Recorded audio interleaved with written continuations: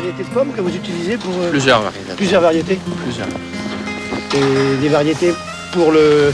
Le frima et des variétés pour le neige. Ah, messieurs, salut. Bonjour, monsieur. Salut, bonjour François. François, Quel hasard. quel hasard incroyable qu'on se retrouve sous la neige. Qu'est-ce que tu fais par ici, Ben, je suis toi? venu faire un tour, je trouve que c'est une belle période.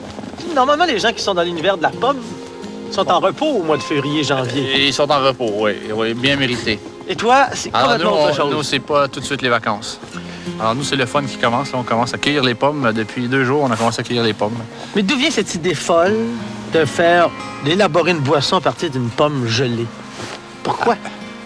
Ça a commencé il y a quand même un certain temps déjà. au Ouais, Québec. ça a commencé depuis 89 à Donham, par un certain Christian Bartover, que vous allez rencontrer tout à l'heure, Qu'est-ce que je veux dire? et que j'ai rencontré en 89 aussi. Et toi, t'as cru à ça. Tu t'es dit, c'est une belle idée, on va pouvoir réussir à faire un petit chef-d'œuvre avec une pomme gelée. Et puis, regarde, ce qui est formidable, il faut que les gens le sachent. Tu vois, ces pommes, on est en train de les cueillir. Ils sont durs. Nous sommes le 8-9 janvier. Le 9 janvier. Le 9 janvier, les pommes sont dures. Ouais. Parce que du vrai cidre de glace, c'est fait avec des pommes qui ont gelé dans l'arbre. Ben, pas nécessairement gelé dans l'arbre.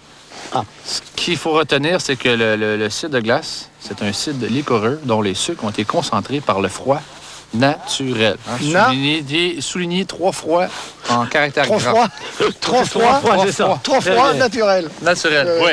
Donc, dans le cas de notre cidre de glace Frima, hein, qu'on est ici aujourd'hui, c'est les pommes qui sont directement cueillies dans l'arbre et la concentration de sucre se fait directement dans la pomme, jusqu'à temps qu'elle ait obtenu la concentration en sucre qu'on veut. Et c'est pour ça que vous allez en général les cueillir toujours au mois de janvier. Après Noël, Après Noël. ouais. Quelque chose d'intéressant qu'on peut expliquer à nos amis. Là c'est le sommelier qui parle, le dégustateur qui parle. Ouais.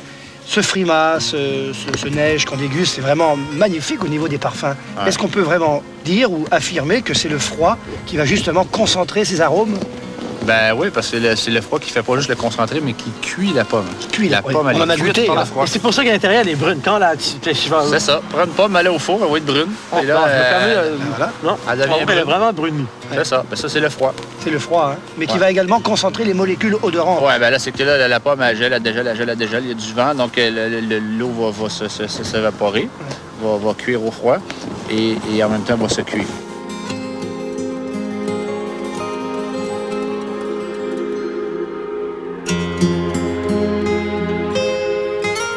On va sûrement parler de dégustation tout à l'heure, Oui. ou peut-être même déguster, qui sait? Vous êtes gentil. J'espère, on va déguster. François, qu'est-ce que, quand t'en parles, quand quelqu'un n'a pas l'occasion de déguster devant, pour décrire ce qu'on a en bouche au nez, toi, tu en as dégusté régulièrement quelques fois, qu'est-ce qu'on retrouve dans ce nectar, là, dans ce cidre de glace? Une pomme au four. Une pomme au four. Ouais. Mais Pour non, mais- l'imager, Oui, mais tu sais, c'est Ah, une c'est bonne pas mon question. Tu poses une bonne question, parce que moi, j'ai toujours aimé retrouver dans un vin le raisin. C'est-à-dire, on parle toujours de plein d'autres choses, mais il faut d'abord trouver le raisin, la spécificité du raisin qu'on utilise. Ouais. Mais dans les cidres de glace, on retrouve évidemment la pomme, puis alors le mariage de ces nobles nectars avec une tarte tatin, par exemple. Qu'est-ce que c'est bon. Alors, moi, je vous invite à aller voir les installations où, là, un moment crucial important, où on presse ces pommes. On y va. exact. Allez, c'est parti.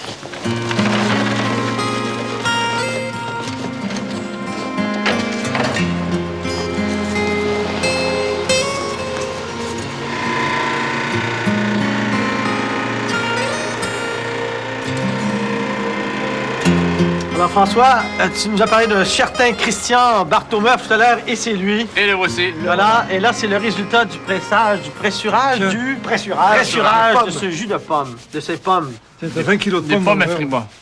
Et le sucre. Et François, il y a combien de pommes pour faire ça? Alors, il y a au moins près de 15 pommes dans le fond. Imagine. Mais le sucre, l'intensité de sucre. Ouais, 15-20 Ça pommes. veut dire certain. C'est pas pour les diabétiques. Quand on parle du J'avais ça, cidre ça, glace, la quantité en sucre, si on compare à un vin de glace ou à un sauterne, c'est la même chose, c'est On quoi? est à peu près dans ce jus présent là, tu as environ 350 grammes de sucre par litre. À peu près. 350, ouais. ce qui représente, il y a des sauternes qui n'ont pas ça, il y en a qui en ont plus. Le vin de glace, la législation du vin de glace ontarienne, Oui. c'est à partir de 350 grammes, c'est du vin de glace. Après le pressurage, on s'en va en fermentation. Ouais. Combien de temps est-ce que on fermente. Après le pressurage, le jus là est à peu près à -2, -3 degrés. Donc on va le réchauffer pendant environ une semaine dans ses cuves. Et ensuite, il y aura un ensemencement avec des levures spéciales. Et la fermentation va durer au moins 8 mois.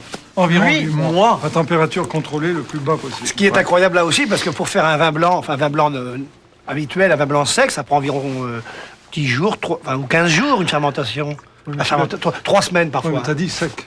Oui, un vin blanc Ça ne sec. sera pas sec, il y a énormément de sucre. Oui. Donc les levures ont beaucoup de difficultés à travailler dans ce milieu très sucré.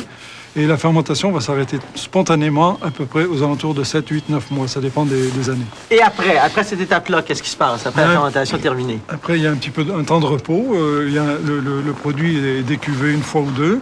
Et ensuite, on peut procéder à la mise en bouteille à peu près à partir de 11-12 mois. Dans le cas de ce produit-là, environ 1 an, on peut le mettre en bouteille.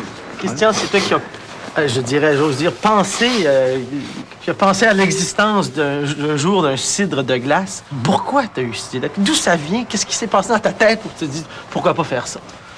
J'avais fait une douzaine d'années de vin au Québec, dans un univers. J'étais entouré à part le vignoble, j'étais entouré de pommiers. Et un jour, je me suis dit, moi j'aime beaucoup les vins liquoreux. Que ce soit des sauternes, que ce soit des jerez, que ce soit des portos, n'importe. J'aime beaucoup les vins liquoreux. Donc j'avais commencé à travailler un petit peu sur des vins de glace au Québec, mais j'étais dans une mer de pommes. Ouais. Donc spontanément, je ne sais pas exactement quel jour et pourquoi, j'ai dit, tiens, je vais essayer de faire du cidre de glace. C'est tout. Puis j'ai acheté du jus de pomme à mon voisin et j'ai fait des expériences. Ça, c'était en 1989.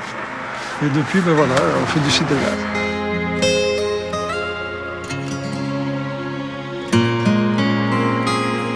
Aujourd'hui, on est à Hemingford. Il fait froid. Et alors, Stéphanie Baudouin qui est avec toi dans cette aventure-là. Ouais. Vous avez, je vais aller maintenant voir le vin, parce qu'on a goûté au jus. Maintenant, il y a le vin qui est juste ici. Le cidre, faut dire le cidre. Pardon, c'est le défaut de l'émission vin fromage. C'est ça le problème.